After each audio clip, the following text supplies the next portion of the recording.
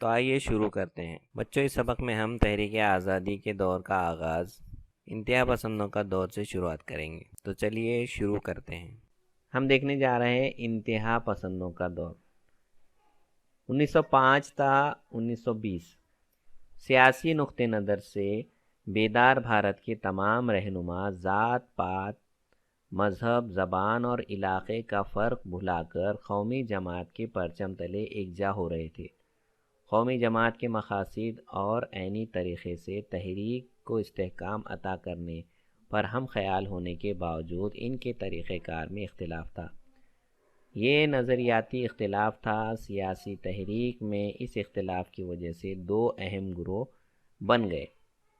آزادی کے لیے امن عین کا معتبر راستہ اختیار کرنے والوں کو اعتدال پسند، نرم دل اور جدوجہد کے طریقے سے شدت اختیار کرنے والوں کو انتہا پسند، گرم دل۔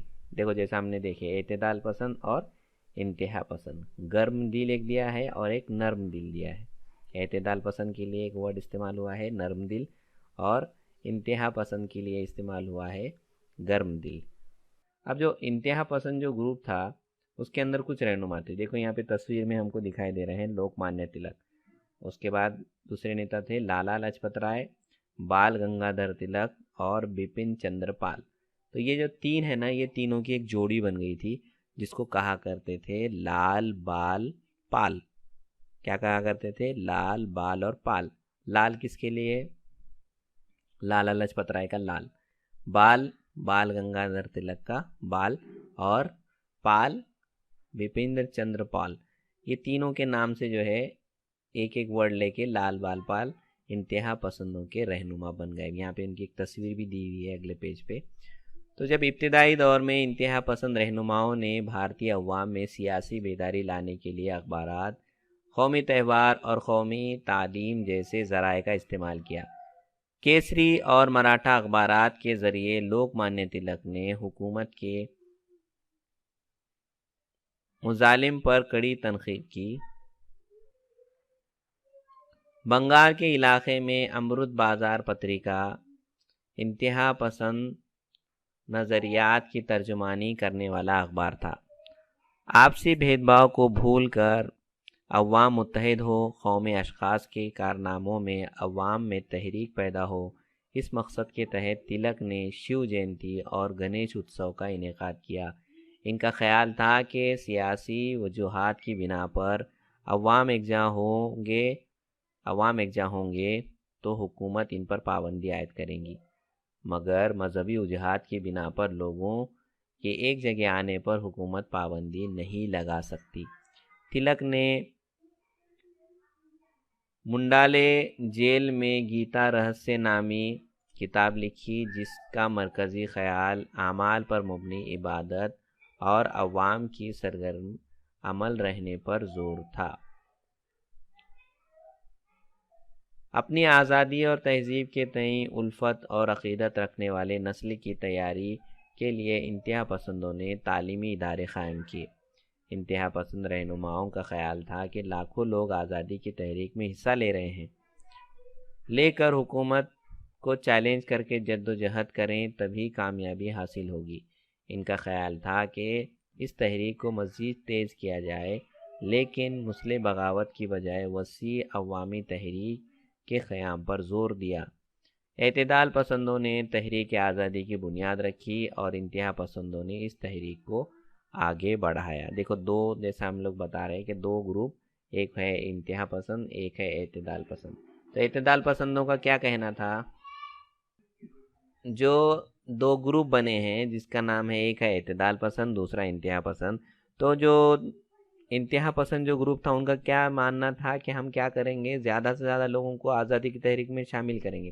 لاکھوں لوگ ایک ساتھ جب تحریک میں آئیں گے اور حکومت کو چیلنج کریں گے تو ہم کو کامیابی ملیں گی، اور آزادی کی تحریک کو تیز چلانا پڑے گا، بہت جلدی چلانا پڑے گا، جلدی جلدی سب کام کرنا پڑیں گے۔ تو یہ جو ہے دونوں کے اندر کیا ہو گئی، مسلح بغاوت کی وجہ وسیع عوامی تحریک کے قیام پذیر پر زور دیا۔ تو جب آزادی کی تحریک شروع ہوئی تو اعتدال پسندوں نے شروع کی، اور اس تحریک کو آگے بڑھانے کا کام جو ہے انتہا پسندی لوگوں نے اس کو آگے بڑھایا۔ 1897 میں پونا میں ہیضہ کی وبا نے قہر برپا کر دیا تھا، سینکڑوں افراد موت کا شکار ہو گئے۔ اس وبا پر قابو پانے کے لیے رینڈ نامی افسر کو تعینات کیا گیا۔ ہیضے کے مریضوں کی تلاش میں گھروں کی تلاشی لی جانے لگی۔ عوام پر ظلم ڈھانے ڈھائے جانے لگے۔ اس بات کا بدلہ لینے کے لیے چاپے کر برادران نے اس کا قتل کر دیا۔ حکومت نے اس قتل کا تعلق تلک سے جوڑنے کی بہت کوشش کی مگر ناکام رہے۔ پھر بھی انتقامی جذبے کے تحت حکومت نے انہیں جیل میں ڈال دیا۔ اب یہ جو سب تحریک ہوئی اس کے پیچھے انہوں نے کیا بتایا کہ سب یہ کس کی کام ہے؟ یہ لیڈر جو ہیں بڑے بال گنگادھر تلک ہیں، ان کا کام ہے، اور یہ کیا کریں گے، ان کو جوڑنے کی کوشش کی لیکن ناکام رہے۔ پھر بھی کیا کیا انہوں نے، تلک کو جیل میں ڈال دیا۔ آگے ہے بنگال کی تقسیم۔ ایک ہی پالیسی اپنا رہے، کیا کر رہے ہیں، پھوٹ ڈال رہے اور حکومت کر رہے۔ اب بنگال میں جو ہے ملی جلی آبادی تھی، کچھ جگہ مسلمان تھے اور کچھ علاقوں میں جو ہے ہندو بھی لوگ رہا کرتے تھے۔ تو انگریزوں نے کیا کیا، انگریزوں نے ہندو اور مسلمان کے درمیان نفرت کا بیج بو کر پھوٹ ڈالو اور حکومت کرو کی پالیسی پر عمل کیا۔ وائسرائے لارڈ کرزن نے اسے بڑھاوا دیا۔ بنگال ایک وسیع صوبہ تھا، بہت بڑا صوبہ تھا۔ انتظامی سہولت کے اعتبار سے اس صوبے کے انتظام میں دشواری کا بہانہ بنا کر لارڈ کرزن نے 1905 میں بنگال کی تقسیم کا اعلان کیا۔ اس تقسیم کی وجہ سے مسلمانوں کی کثیر آبادی والا علاقہ مشرقی جو مسلمان کی جہاں پہ زیادہ آبادی تھی، مسلمانوں کی کثیر آبادی والا علاقہ مشرقی بنگال اور ہندوؤں کی کثیر آبادی والا علاقہ مغربی بنگال، ایسے دو حصوں میں بٹ گیا۔ تقسیم کے ذریعے ہندو مسلم سماج میں پھوٹ ڈال کر قومی تحریک کو کمزور کرنا ان کا پوشیدہ مقصد تھا۔ اس کے بعد ہے اگلا ونگ بھنگ تحریک۔ نہ صرف بنگال بلکہ پورے بھارت میں اس تقسیم کی مخالفت میں رائے عامہ بیداری ہوئی۔ 16 اکتوبر یعنی تقسیم بنگال کے دن کو قومی یوم ماتم کے طور پر منایا گیا۔ پورے ملک میں مزاحمتی جلسوں کے ذریعے حکومت کی مذمت کی گئی۔ ہر طرف وندے ماترم کے گیت گائے جانے لگا۔ اتحاد کی علامت کے طور پر راکھی بندھن کی تقریب منعقد کی گئی۔ سرکاری اسکولوں اور کالجوں کا بائیکاٹ کر کے طلباء کثیر تعداد میں اس تحریک میں شریک ہوئے۔ سریندر ناتھ بنرجی، آنند موہن بوس، رابندر ناتھ ٹیگور نے ونگ بھنگ تحریک کی قیادت کی۔ اس تحریک کی وجہ سے قومی جماعت کا دائرہ وسیع ہو گیا اور یہ قومی تحریک بن گئی۔ بے اطمینانی کی لہر دیکھ کر 1911 میں انگریزوں نے بنگال کی تقسیم رد کر دی۔ تب جو انہوں نے یہ دیکھا کہ ہندوستان کے اندر جو ہے اتنا اتحاد ہے، یہ سب پبلک جو ہے کیا ہو رہی ہے، انگریزوں کے خلاف ہو رہی ہے۔ جیسا ماتم کا دیوس منایا گیا، اس کے ساتھ ساتھ بچے جو کالج جانے والے تھے انہوں نے کالج اسکولوں کا بائیکاٹ کر دیا، راکھی کی تحریک ہوئی۔ تو اس کے سب دیکھتے ہوئے وہ جو تحریک جو بنگال کی جو تقسیم تھی اس کو واپس لے لیا انگریزوں نے 1911 میں۔ قومی جماعت کی 4 نکاتی پروگرام۔ 1905 میں ہونے والے قومی جماعت کے اجلاس کے صدر رکن کونسل گوکھلے تھے۔ انہوں نے ونگ بھنگ تحریک کی حمایت کی۔ 1906 میں اجلاس کے صدر دادا بھائی نوروجی تھے۔ دادا بھائی نوروجی نے پہلی مرتبہ اسٹیج پر سوراج لفظ کا استعمال کیا۔ اپنے صدارتی خطبے میں انہوں نے پیغام دیا کہ متحد کرو، خوب کوشش کرو اور سوراج حاصل کرو، تاکہ آج بھی لاکھوں برادران وطن مفلوکہ الحال بھوک اور بیماری کے شکار ہو رہے ہیں، انہیں بچایا جا سکے اور ترقی یافتہ ملک میں بھارت کو اس کا مقام واپس دلایا جا سکے۔ اس اجلاس میں قومی جماعت، انڈین نیشنل کانگریس نے سوراج، سودیشی، قومی تعلیم اور بائیکاٹ کی 4 نکاتی پروگرام کو متفقہ طور پر منظوری دی۔ سودیشی تحریک کی وجہ سے ہم خود مختار اور خود کفیل بن سکتے ہیں۔ سودیشی طریقے اختیار کرنے کے لیے ہمیں ملک کا سرمایہ، وسائل اور ذرائع نفری قوت اور دیگر تمام قوتیں یکجا کرنا ہوں گی، جس سے ملک کی ترقی ممکن ہوگی۔ ولایتی اشیاء اور مال کا بائیکاٹ پہلا مرحلہ ہے، جبکہ ولایتی حکومت کا بائیکاٹ اگلا مرحلہ قرار پایا۔ ان رہنماؤں کا خیال تھا کہ بائیکاٹ کے ذریعے انگریز حکومت کی جڑوں پر وار کیا جا سکتا ہے۔ اب انتہا پسند اور اعتدال پسند میں اختلاف ہوا، یعنی ان کے دور کے اندر جب یہ دو الگ الگ گروپ تھے، ایک ہی اس میں کام نہیں کر سکتے، اس کے بعد اس کے اندر جو جھگڑا ہوا وہ کس بات پہ ہوا، کس بات پہ ایسے اختلاف تھے کہ یہ دونوں الگ الگ ہو گئے۔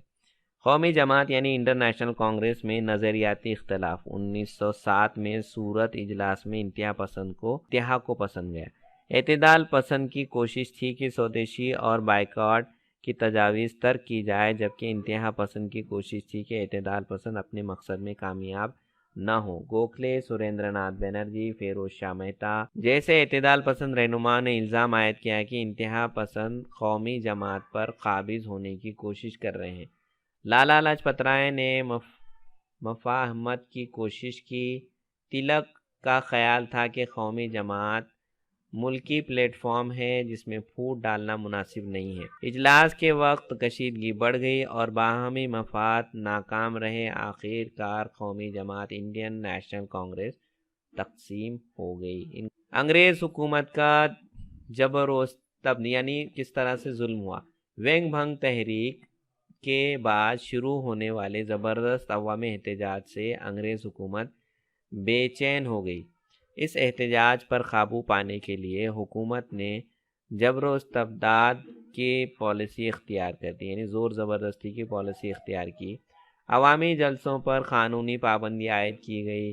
اسی قانون کی خلاف ورزی کرنے والے کو سخت سزائیں دی گئی۔ اسکول کے طلباء کو مارا پیٹا گیا۔ اخبارات پر مختلف پابندیاں لگائی گئی۔ حکومت پر تنقید کرنے کے الزام میں کئی چھاپ خانے، پریس ضبط کر لیے گئے، یعنی جو تحریک چل رہی تھی اخباروں کے ذریعے لوگوں کو بیداری کام چل رہا تھا جگانے کا، وہ کیا ہو گیا، بند ہو گیا، پریسوں کو بند کر دیا گیا۔ مضمون نگاری اور مدیروں کو جیل میں ڈال دیا گیا۔ جو کالم لکھتے تھے، جو ایسے تھے لوگ جن کے جو ہے آرٹیکل پڑھنے کے بعد لوگوں کے اندر ایک جذبہ پیدا ہوتا تھا، ان کو کیا کیا گیا، جیلوں میں ڈالا گیا۔ حکومت نے انتہا پسند کے خلاف سخت کارروائی کی۔ بنگال کی اس شدید رد عمل ہوا، اس میں جو ہے بنگال کے جو لوگ تھے اس میں بہت شدید رد عمل کرے، انہوں نے عمل کرے مطلب بہت بے چینی پائی گئی۔ وہاں کے جو انقلابی تھے، انقلابیوں نے گولیاں چلانا، بم سے حملے کرنا جیسے طریقے اپنا لیے۔ ان بم حملوں کی حمایت کیسری اخبار میں کرنے والے لوک مانیہ تلک کو حکومت نے غداری کے الزام میں گرفتار کر کے 6 سال کے لیے میانمار کی منڈلا جیل میں بھیج دیا۔ بپن چندر پال کو سخت قید کی سزا سنائی گئی اور لالا لاجپت رائے کو پنجاب سے شہر بدر کر دیا گیا۔ تو اس طرح یہ تحریک آگے بڑھتی گئی اور اس کے بعد پھر اس کے بعد جو ہے الگ الگ جیسا بھی پارٹیاں الگ ہو رہی ہیں، قومی جماعت میں پھوٹ پڑ گئی، ایک الگ پارٹی ان کی ہو گئی، انڈین نیشنل کانگریس کے 2 حصے ہو گئے۔ تو پھر مسلمانوں نے بھی کیا کیا، اپنی ایک الگ پارٹی بنا لی جس کے اندر جس سے قیام ہوا تھا مسلم لیگ کا قیام۔ وینگ بھنگ تحریک میں قومی جماعت نے عوام سے ملنے والی زبردست حمایت کو دیکھ کر انگریزی حکومت بے چین ہو گئی۔ انگریزوں نے پھوٹ ڈالو اور حکومت کرو کی پالیسی پر دوبارہ عمل کیا۔ انگریزوں نے اس خیال کی تشریح شروع کی کہ مسلمانوں کی مفاد کے تحفظ کے لیے مسلمانوں کی علیحدہ سیاسی تنظیم ہونی چاہیے۔ برطانوی حکومت کی اس حوصلہ افزائی کی وجہ سے مسلم سماج کے اعلیٰ طبقے نے ایک وفد نے آغا خان کی قیادت میں گورنر جنرل لارڈ مونٹو سے ملاقات کی۔ لارڈ مونٹو اور دیگر برطانوی افسروں کی حوصلہ افزائی کی وجہ سے 1906 میں مسلم لیگ کا قیام عمل میں آیا۔ مورلے منٹو قانون۔ انگریز حکومت کے کاموں کے خلاف بھارتی عوام میں بے اطمینانی تھی۔ عوام کا خیال تھا کہ بھارتی عوام کی بدحالی کی اہم وجہ انگریزوں کی معاشی پالیسی ہے۔ کرزن کے جبر و استبداد، تعلیم یافتہ بھارتیوں کی ملازمت نہ دینا اور افریقہ میں بھارتیوں کے ساتھ ناروا سلوک ان وجوہات کی بنا پر عوام کی بے چینی میں اضافہ ہوا۔ بھارتیوں کی اس بے اطمینانی کے زخم کی عارضی مرہم پٹی کے لیے 1909 میں مورلے منٹو اصلاحات قانون نافذ کیا گیا۔ اس قانون کے تحت مجلس مقننہ میں بھارتی نمائندوں کی تعداد میں اضافہ کیا گیا اور چند نامزد بھارتی نمائندوں کو مجلس مقننہ میں شامل کرنے کی گنجائش نکالی گئی۔ اس قانون کے تحت مسلمانوں کے لیے علیحدہ انتخاب کی منصوبہ بندی کی گئی۔ برطانیہ کی اس امتیازی پالیسی نے بھارت میں نفاق کا بیج بو دیا۔ لکھنؤ معاہدہ 1916 میں قومی جماعت کے لکھنؤ اجلاس میں لوک مانیہ تلک کی قیادت میں قومی جماعت کے اختلافات مٹانے کی کوشش کی گئی۔ اسی سال قومی جماعت اور مسلم لیگ کے درمیان مصالحت ہوئی، یعنی ان میں صلح ہو گئی۔ اسے لکھنؤ معاہدہ کہا جاتا ہے۔ اس معاہدے کی روح سے بھارتی قومی جماعت نے مسلمانوں کے علیحدہ حلقہ انتخابات کو منظوری دی۔ اس طرح مسلم لیگ نے بھی بھارت کے سیاسی حقوق کے حصول میں کانگریس کا ساتھ دینا قبول کیا۔ ہوم رول تحریک 1914 میں جب تلک منڈالہ جیل سے رہا ہوئے، اس وقت یورپ میں پہلی عالمی جنگ کا آغاز ہو چکا تھا۔ اس جنگ کے اثرات براہ راست بھارت پر بھی ہوئے۔ روزمرہ ضروریات کی اشیاء کے دام بڑھنے لگے۔ انگریز حکومت نے بھارتیوں پر مختلف پابندیاں عائد کی، جس سے بھارتیوں میں بے اطمینانی بڑھنے لگی۔ ان حالات میں اینی بیسنٹ اور لوک مانیہ تلک نے ہوم رول تحریک شروع کی۔ اپنا انتظامی حکومت اپنے طور پر خود انجام دینے کو ہوم رول کہتے ہیں۔ اسے خود مختار حکومت بھی کہا جاتا ہے۔ آئرلینڈ میں بھی نوآبادیاتی نظام کے خلاف اس قسم کی تحریک شروع ہو گئی تھی۔ اس بنیاد پر بھارتی ہوم رول تحریک نے برطانیہ سے خود مختار حکومت کا مطالبہ بھی کیا۔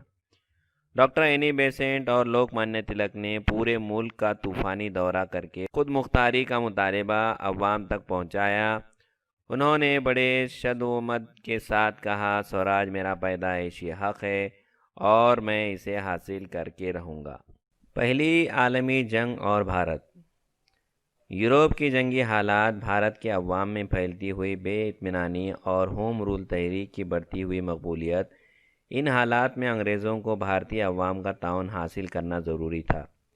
اس لیے برطانوی حکومت نے اصلاحات میں پیش قدمی کے طور پر بھارتیوں کو کچھ سیاسی اختیارات دینا طے کیا۔